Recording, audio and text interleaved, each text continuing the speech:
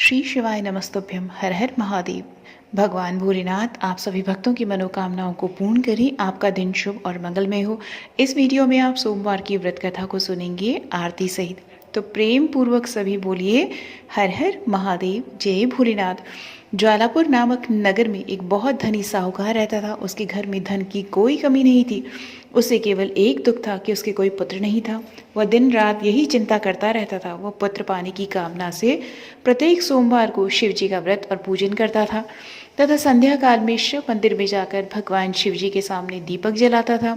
उसके इस भक्तिभाव को देखकर एक दिन माँ पार्वती ने भगवान शिव से कहा कि प्रभु, यह साहूकार आपका अनन्य भक्त है और सदैव आपका व्रत और पूजन श्रद्धा पूर्वक करता है।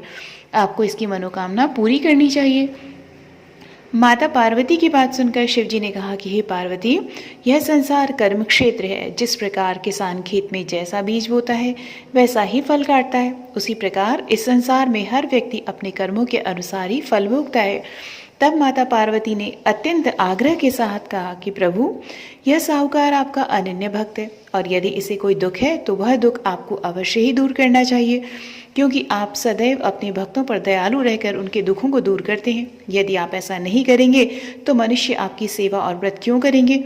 माता पार्वती का ऐसा आग्रह देखकर भगवान शिव ने कहा कि हे पार्वती, इस साहूकार के कोई पुत्र नहीं है, इसी चिंता में यह दुखी रहता है। इसके भाग्य में पुत्र न होने पर भी मैं इसे पुत्र की प्राप्ति का वर देता हूँ, पर इस पुत्र की आयु केवल 12 वर्ष की होगी।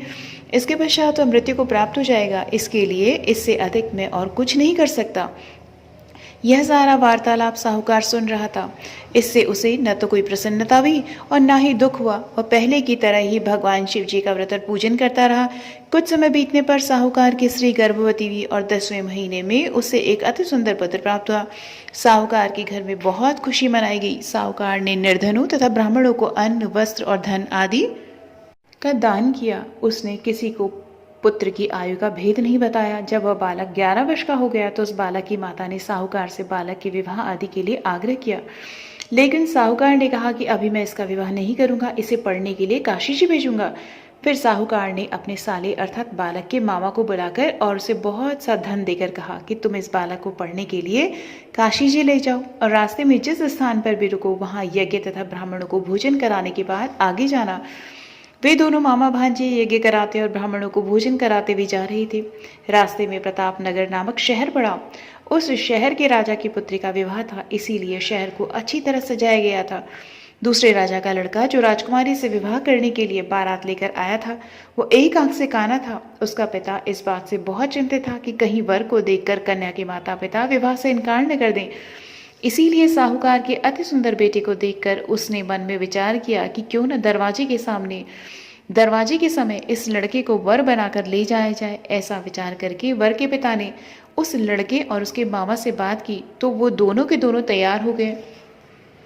फिर उस लड़के को दूल्हे के कपड़े पहनाकर तथा घोड़ी पर चढ़ाकर दरवाजे पर ले गए और सारा कार्य प्रसन्नता से पूरा हो गया। फिर वर के पिता ने सोचा कि विवाह कार्य भी इसी लड़के से करा लिया जाए।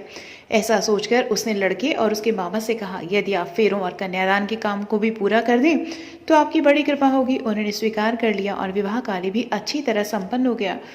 परंतु जाते समय लड़के ने राजकुमारी की चुनरी के पल्ले पर लिख दिया कि तुम्हारा विवाह तो मेरे साथ हुआ है, लेकिन जिस राजकुमार के साथ तुम्हें भेजा जाएगा वह एक आंख से काना है।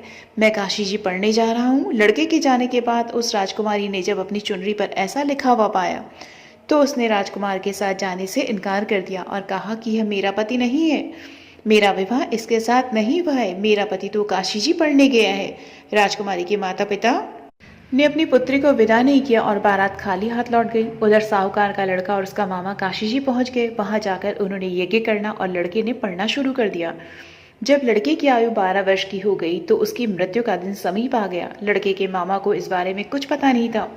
उस दिन उन्होंने यज्ञ का आयोजन किया हुआ था कि लड़के ने अपने मामा से कहा, मामा जी आज मेरी तबीयत कुछ ठीक नहीं है। मामा ने कहा, अंदर जाकर लेट जाओ। लड़का अंदर जाकर लेट गया और थोड़ी देर में उसके प्राण निकल गए। यज्ञ के बीच में जब उसके मामा ने आकर देखा कि वह मृत अवस्था में पड़ा है तो उसे बहुत दुख हुआ। उसने यज्ञ का कार्य अधूरा रह जाने के डर से किसी से कुछ नहीं कहा और संयम रखा। फिर यज्ञ का कार्य समाप्त कर ब्राह्मणों के चले जाने के बाद उसने रोना पीटना आरंभ कर दिया। संयोग से उसी समय शिव पार्वती जी उधर से जा रहे थे। जब उन्होंने जोर जोर से रोने की आवाज़ सुनी तो माता पार्वती ने भगवान शंकर से कहा कि प्रभु, कोई दुखिया रो रहा है, उसके कष्ट को दूर कर दीजिए। जब शिव पार्वती ने उसके समीप जाकर देखा तो वहाँ एक लड़का मृत पड़ा था। पार्वती जी बोली, प्रभु, यह तो ज्वालापुर के साहूकार का लड़का है जो आपके वरदान से उत्पन्न हुआ था। शिव जी बोले कि हे पार्वती, इसकी आयु इतनी ही थी, आयु पूरी हो जाने के कारण यह मर गया। तब माता पार्वती ने कहा कि हे प्रभु, आप इस बालक की आयु बढ़ाइए, नहीं तो उसके माता पिता तड़प तड़प कर मर जाएंगे। माता पार्वती के बार बार आग्रह करने पर भगवान शिव ने उसको जीवित कर दिया और शिव जी की कृपा से लड़का ओम नमः शिवाय कहता हुआ उठ गया। भगवान शिव और माँ पार्वती कैलाश पर्वत को चले गए। तब वह लड़का और उसका मामा उसी प्रकार यज्ञ करते तथा ब्राह्मणों को भोजन कराते हुए अपने घर की ओर चल दिए। रास्ते में वे प्रताप नगर पहुंचे और वहां पर आकर उन्होंने यज्ञ आरंभ कर दिया। जब वहां का राजा उधर से गुजरा तो उसने उस लड़के को तुरंत पहचान लिया और अपने महल में ले जाकर उन दोनों का बहुत आदर सत्कार किया। साथ ही बहुत सा धन, आभूषण और वस्त्र देकर उन्हें राजकुमारी के साथ विदा किया। जब वे अपने शहर के निकट पहुंचे तो मामा ने कहा कि मैं पहले तुम्हारे घर जाकर सूचना दे आता हूँ। जब उस लड़के का मामा घर पहुंचा तो साहूकार और उसकी पत्नी घर की छत पर बैठे थे और उन्होंने यह प्रण कर रखा था कि यदि हमारा पुत्र सकुशल लौट आया तो हम नीचे आ जाएंगे, नहीं तो छत से कूद करके अपने प्राण त्याग देंगे। इतने में उस लड़के के मामा ने आकर बताया कि आपका पुत्र सकुशल वापस आ गया है। तो उनको विश्वास नहीं हुआ। तब मामा ने शपथ पूर्वक कहा कि आपका पुत्र अपनी स्त्री के साथ आया है। तो सेठ अपनी पत्नी और सगे संबंधियों के साथ नगर द्वार तक गया और आनंद के साथ उसका स्वागत कर उसे अपने घर ले आया। वे बड़ी प्रसन्नता के साथ रहने लगे। इसी प्रकार जो व्यक्ति सोमवार का व्रत करके भगवान शंकर तथा माँ पार्वती का पूजन करता है अथवा इस कथा को पढ़ता या सुनता है, उसके सारे दुख दूर होते हैं और उसकी समस्त मनोकामनाएं पूरी होती हैं। हर हर महादेव। ओम जय शिव ओंकारा, प्रभु भज शिव ओंकारा, प्रभु हर शिव ओंकारा। ब्रह्मा विष्णु सदा शिव, ब्रह्मा विष्णु सदा शिव, अर्धांगी धारा। ओम हर हर हर महादेव। एकानन चतुरानन पंचानन राजे, भोले पंचानन राजे। हंसासन गरुड़ासन, हंसासन गरुड़ासन, वृषवाहन साजे। ओम हर हर हर महादेव। दो भुज चार चतुर्भुज, 10 भुज ते सोहे, भोले 10 भुज ते सोहे। त्रिगुण रूप निरखता, त्रिगुण रूप निरखता, त्रिभुवन जन मोहे। ओम हर हर हर महादेव। अक्षमाला बनमाला, मुंडमाला धारी, भोले मुंडमाला धारी। चंदन मृग मद सोहे, चंदन मृग मद सोहे, भोले शुभकारी। ओम हर हर हर महादेव। श्वेतांबर पीतांबर, बाघांबर अंगे, भोले बाघांबर अंगे। सनकादिक ब्रह्मादिक, सनकादिक ब्रह्मादिक, भूतादिक संगे। ओम हर हर हर महादेव। कर के मध्य कमंडल, चक्र त्रिशूल धरता, भोले चक्र त्रिशूल धरता। जग करता जग हरता, जग करता जग हरता, जग पालन करता। ओम हर हर हर महादेव।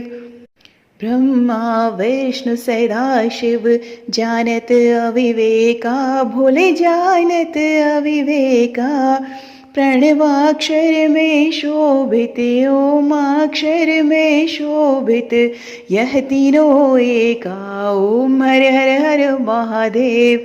त्रिगुण शिव जी की आरती, जो कोई नर गावे, स्वामी प्रेम सहित गावे। कहत शिवानंद स्वामी, मन भजत हरे हर स्वामी, मन वांछित फल पावे। ओम हर हर हर महादेव।